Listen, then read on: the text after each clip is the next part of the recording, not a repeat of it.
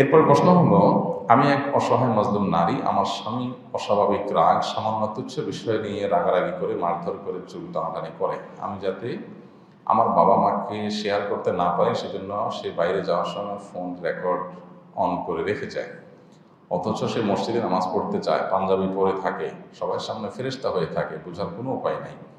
আমি তার কাছ থেকে বাবা মার কাছে পালিয়ে আসি, সে আমার প্রচুর সাজিয়ে মিথ্যা অপবাদ দেয়, বেশিরভাগ মানুষই তাকে বিশ্বাস করে।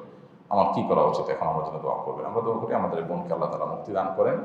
এরকম বহুত মানুষ শুধু পশু আছে, দেখতে মাশাআল্লাহ, মুখে দাড়ি, টুপি, পাঞ্জাবি, নামাজ পড়ে, মনে হয় যে কথার মধ্যে থেকে মনে হচ্ছে মিষ্টি, চিনি, সব স্যাগারিন মনে হয় যে ঝরে ঝরে পড়ে, হ্যাঁ, কিন্তু আস্ত একটা মানুষ রূপী পশু।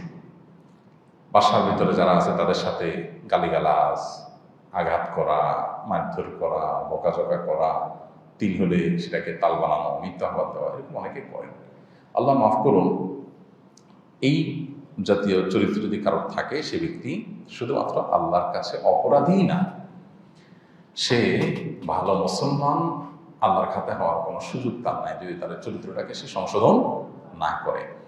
এটা তো খুবই জঘন্য কথা যে আপনি আপনার স্ত্রীকে মিথ্যা অপবাদ দিচ্ছেন, মানুষের কাছে খাটো করছেন। আর আমাদের সমাজটা এরকম হয়ে গেছে যে সমাজে মানুষ ভালো মন্দ বেশিরভাগ ক্ষেত্রে লেবাস দিয়ে পরখ করে ফেলে, যে ঠিক আছে স্বামীটা দাঁড়িয়ালা মানুষ, নামাজ কালাম পড়ে, তার কথাই মানুষ বিশ্বাস করে। মানুষ বাহ্যিক জিনিস দেখে হয়তো একটা বিশ্বাস তৈরি হবে, একটা পর্যায় পর্যন্ত সেটা মানা যায়, কিন্তু ব্যক্তিগত বিষয়গুলোতে এরকম অন্ধের মতো বিশ্বাস করে আরেকজনকে ব্লেম করার, অভিযোগ দেওয়ার কোনো সুযোগ নাই।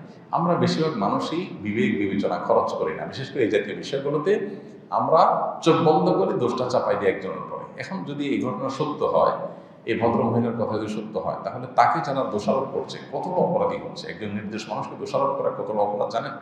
এটাকে মিথ্যা অপমান বলা হয়। মিথ্যা অপবাদ, তোহমত, এটা গীবতের চাইতেও জঘন্য অপরাধ। আল্লাহ তাআলা কোরআনে বলেছেন, তাহসাবুনাহু হাইয়িনা ওয়া হুয়া ইনদাল্লাহি আযীম। তোমরা এই কারোর চরিত্রে, কারোর ব্যাপারে দোষ দেওয়া এটাকে ছোট জিনিস মনে করো, অথচ আল্লাহর কাছে এটা অনেক বড় অপরাধ। না জানলে চুপ থাকবো, কিন্তু কারোর চরিত্র নিয়ে কোনো বাজে মন্তব্য করব না।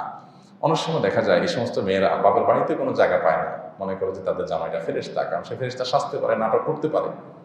তো এই জাতীয় পাপিষ্ঠ যারা আছে তারা নামাজ পড়তে পারে, দায় রাখতে পারে, কিন্তু ভালো মুসলমানও না, এবং জান্নাতে যাওয়া এত সহজ নয়। আমাদের ম্যাক্সিমাম মানুষ আমরা ইসলামটা সঠিকভাবে বুঝতে পারি না।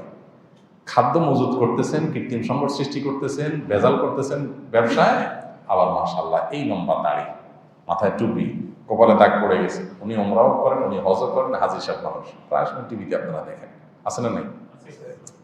ঠিক একইভাবে বাহিরে অনেক ফেরেশতা, নামাজি কালামি, বাসায় গিয়ে বউয়ের সাথে চালালের মতো আচরণ করছে, আছে না নাই? তো এগুলো কখনো ভালো মুসলমানের চরিত্র না। এগুলোর মানে হলো ইসলামটা আমরা বুঝি নাই। ইসলামটা শুধু লেবেল লাগানোর নাম না, এই লেবেলের নাম শুধু কি না, ইসলামটা বরং ভেতরটাই হলো ইসলামের মূল, যে আমার মনটা থাকবে ফ্রেশ, শুদ্ধ, সুন্দর, মানুষকে ভালোবাসবো, কাউকে কষ্ট দিব না, আমার দ্বারা কারোর প্রতি জুলুম হবে না। আর নবী সাল্লাল্লাহু আলাইহি ওয়াসাল্লাম তো বলেছেন, খায়রুকুম লিআহলি, তোমাদের মধ্যে যে ব্যক্তি তার স্ত্রীর কাছে ভালো, সে আল্লাহর কাছে ভালো। স্ত্রীর কাছে ভালো না, বাহিরে যত ভালো সাজছেন আপনি, আপনি ভালো হতে পারবেন না। আমাদের বোনকে আমরা বলবো, আপনি অবশ্যই বিচক্ষণ বিদগ্ধ মানুষ যারা আছে তাদেরকে পুরো বিষয়টা শেয়ার করেন, তাদের মাধ্যমে সুরাহা করার চেষ্টা করেন, এবং আপনার স্বামীকে কোনো ভালো আরামের সমর্পণ করেন, তার আখলাকে সংশোধন করার জন্য চেষ্টা করেন, দোয়া করেন। সেই সাথে যদি কোনোভাবে বিহিত করতে না পারেন, সবর করেন। মনে রাখবেন, গোটা পৃথিবীর সমস্ত মানুষ যদি আপনাকে খারাপ বলে আর আপনি আসলে খারাপ না হন, তো বেঈমান বা নাস্তিক যে, তার তো কিছু করার নাই, কারণ সবার কাছে খারাপ হয়ে গেছে, সে ডিপ্রেসড হয়ে যাবে। আপনার ডিপ্রেশনের কারণ নাই, কারণ কিয়ামত বলতে একটা জিনিস আছে, বিচার দিবস আছে, সব বিষয়ে বিচার হবে, সেদিন আপনি শেষ হাসি হাসবেন। সো একটু অপেক্ষা করেন এবং সবর করেন। আল্লাহ আমাদেরকে তৌফিক দান করুন।